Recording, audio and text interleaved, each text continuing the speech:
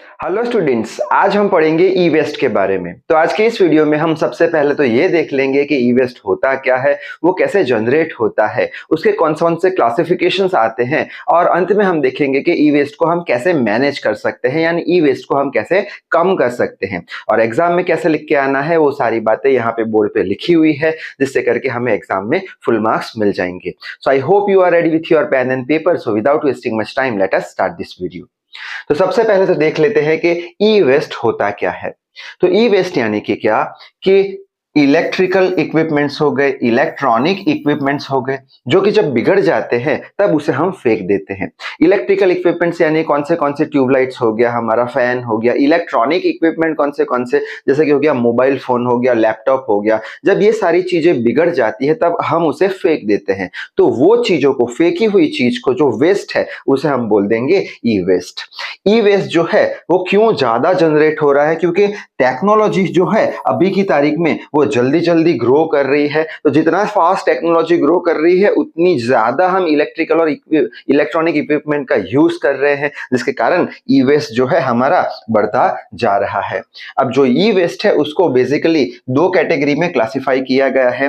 पहला होता है information technology and telecommunication equipments. इसमें कौन से ई वेस्ट आते हैं? तो पहला हो गया पर्सनल कंप्यूटर्स हो गए, लैपटॉप्स हो गया, नोटबुक्स हो गए, नोटपैड्स हो गया, टाइपराइटर्स हो गए, फैक्स मशीन हो गया, मोबाइल फोन हो गया, कोडलेस टेलीफोन हो गया, cellular phone, answering machine, telephones. Next classification जो है वो है कंज्यूमर इलेक्ट्रिकल एंड इलेक्ट्रॉनिक्स, जैसे कि हो गया TV, fridge, washing machine, AC हो गया, बल्ब हो गया, सेंट्रल एसी, ट्यूबलाइट्स, फैन वगैरह वगैरह। अब इंडिया जो है वो चौथे नंबर की कंट्री है जो ई वेस्ट को जनरेट करती है। अब ये जो ई वेस्ट है उसमें से 70% जो होता है वो कंप्यूटर का वेस्ट होता है, 12% जो होता है वो टेलीकम्युनिकेशन का वेस्ट होता है, यानी लैपटॉप, अपना मोबाइल फोन हो गए, सेलुलर फोन हो गए। 8% जो ई वेस्ट है उसमें मेडिकल इक्विपमेंट का अंदर रोल प्ले होता है, जैसे कि हो गया एमआरआई मशीन हो गया, सोनोग्राफी मशीन हो गया, वगैरह वगैरह। अब 2010 के अंदर अगर इंडिया की बात करें तो 3 बिलियन जितना इलेक्ट्रिकल वेस्ट उसने पैदा किया था। और अगर वर्ल्ड लेवल की बात करें, पूरी दुनिया की बात करें, तो लास्ट ईयर यानी हर साल या फिर पिछले साल 20 से लेके 25 मिलियन जितना ई वेस्ट प्रोड्यूस हो चुका है। और इसके अंदर जो जो भी ई वेस्ट प्रोड्यूस हुआ है उसमें से सिर्फ और सिर्फ 5% जो ई वेस्ट है वो म्यूनिसिपल सॉलिड वेस्ट का पार्ट होता है। अब यहाँ पे एक टेबल दिया है, सेम चीज हमें एग्जाम में लिख के आनी है। चाइना जो है वो पहले स्थान पे है ई वेस्ट प्रोड्यूस करने के मामले में, जो 7.2 मिलियन मैट्रिक टन जितना ई वेस्ट प्रोड्यूस करता है। सेकंड नंबर पे है यूनाइटेड स्टेट, थर्ड पे जापान और चौथे पे इंडिया और लास्ट में जर्मनी है जो 1.9 मिलियन मैट्रिक टन जितना ई वेस्ट प्रोड्यूस करता है। अब हम देखते हैं ई वेस्ट मैनेजमेंट के बारे में, यानी ई वेस्ट को हम कैसे कम कर सकते हैं। तो उसके कुछ 4 पॉइंट्स हैं जो हमें याद रखने पड़ेंगे। पहला है responsibility of manufacturer. Responsibility of manufacturer यानी क्या? जो मैन्युफैक्चरर है, जो चीजें बना रहे हैं इलेक्ट्रॉनिक और इलेक्ट्रिकल इक्विपमेंट, उनकी क्या रिस्पॉन्सिबिलिटी है जिससे करके ई वेस्ट कम हो जाए। तो जब मैन्युफैक्चरर कोई भी चीज का मैन्युफैक्चरिंग कर रहे हैं, ड्यूरिंग मैन्युफैक्चरिंग कोई भी चीज का मैन्युफैक्चरिंग कर रहे हैं, तब जो ई वेस्ट प्रोड्यूस होता है वो ई वेस्ट को उन्हें रिसाइकल कर देना चाहिए या उन्हें तभी नष्ट कर देना चाहिए। जब भी मैन्युफैक्चरिंग के दौरान ई वेस्ट बने तो उसे नष्ट कर दो या उसका रिसाइकलिंग कर दो। नेक्स्ट क्या है कि जो भी ई वेस्ट बन रहा है उन्हें प्रॉपरली स्टोर करना चाहिए या फिर उन्हें एक जगह से दूसरी जगह ट्रांसपोर्ट करना चाहिए, जिससे करके वो जगह पे उसे नष्ट कर दे। और जब भी वो उन्हें स्टोर कर रहे हैं या एक जगह से दूसरी जगह ट्रांसपोर्ट कर रहे हैं, तब एक बात की उन्हें खास ध्यान रखना पड़ेगा कि ड्यूरिंग ट्रांसपोर्टेशन और स्टोरेज जो भी ई वेस्ट है वो एनवायरमेंट जो है उसे खराब ना करे। जब भी स्टोर कर रहे हैं तब भी एनवायरमेंट खराब नहीं होना चाहिए।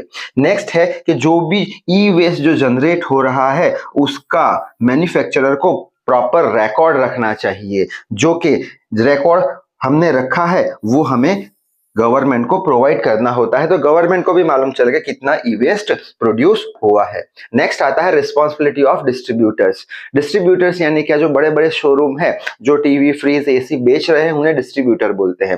तो डिस्ट्रीब्यूटर की क्या रिस्पॉन्सिबिलिटी है, तो डिस्ट्रीब्यूटर जो है उन्हें एक अवेयरनेस प्रोग्राम क्रिएट करना चाहिए, मीडिया की हेल्प से, एडवर्टाइजमेंट दे के, पोस्टर बना के, ठीक है। क्यों, कौन सा अवेयरनेस प्रोग्राम क्रिएट करना चाहिए कि मटेरियल का हैंडलिंग कैसे करें और उसे रिसाइकलिंग कैसे करें। मटेरियल का हैंडलिंग कैसे करें, तो उसके लिए हम जो बॉक्स होता है टीवी फ्रिज का, उसमें से अपर डायरेक्शन का एक एरो देखते हैं, इसका मतलब क्या हुआ, उसे हमें ऊपर की डायरेक्शन में ही उठाना है। तो ऐसे सारे अवेयरनेस प्रोग्राम डिस्ट्रीब्यूटर को बनाना चाहिए मीडिया और एडवर्टाइजमेंट की हेल्प से। नेक्स्ट आता है responsibility of collection centres. Responsibility of collection centres की क्या क्या रिस्पॉन्सिबिलिटी है, तो पहले रिस्पॉन्सिबिलिटी है कि जगह जगह पर जाके उन्हें ई वेस्ट को कलेक्ट करना चाहिए, ठीक है।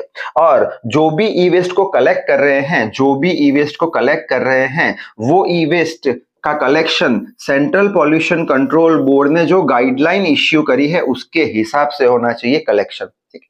अच्छा, और जो भी ई वेस्ट को कलेक्ट किया है वो ई वेस्ट को प्रॉपरली उन्हें स्टोर करना चाहिए, ठीक है। और जो भी ई वेस्ट को उन्हें स्टोर किया है, वो स्टोर्ड जो ई वेस्ट है वो जो हमारा एनवायरमेंट है उसे नुकसान ना करे, उस तरीके से उन्हें स्टोर करना चाहिए। नेक्स्ट आ गया रिस्पॉन्सिबिलिटी ऑफ डीलर्स।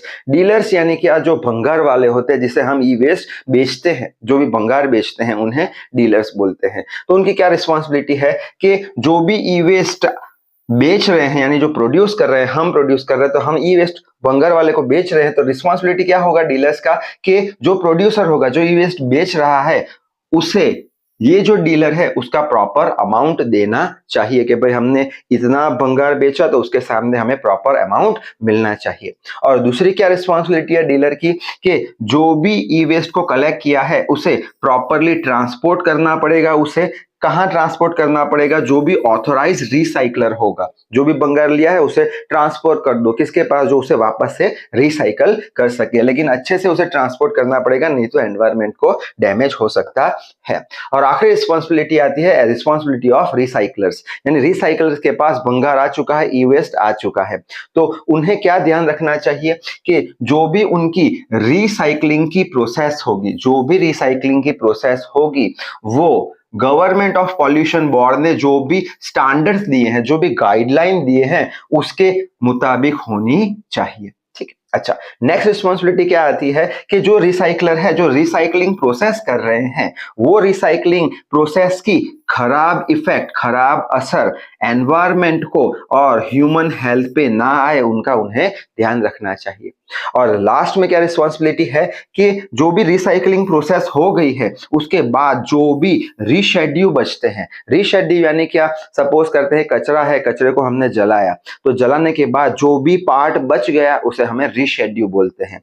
तो रिसाइकलिंग प्रोसेस के दरमियान जो भी रिशेड्यू पार्ट है, वो रिशेड्यू पार्ट का उन्हें नष्ट करना होगा। तो ये रिस्पॉन्सिबिलिटी हो गई डीलर की। तो ये सारी रिस्पॉन्सिबिलिटी अगर सब लोग समझते हो जाए तो ये जो ई वेस्ट है वो कम हो जाएगा। तो एग्जाम में यहां तक लिख के आने पर हमें फुल मार्क्स मिल जाएंगे। तो इस वीडियो में बस इतना ही। नेक्स्ट वीडियो में हम global issues, global environmental issues के बारे में पढ़ेंगे। तो तब तक के लिए read hard, work hard. Thank you very much.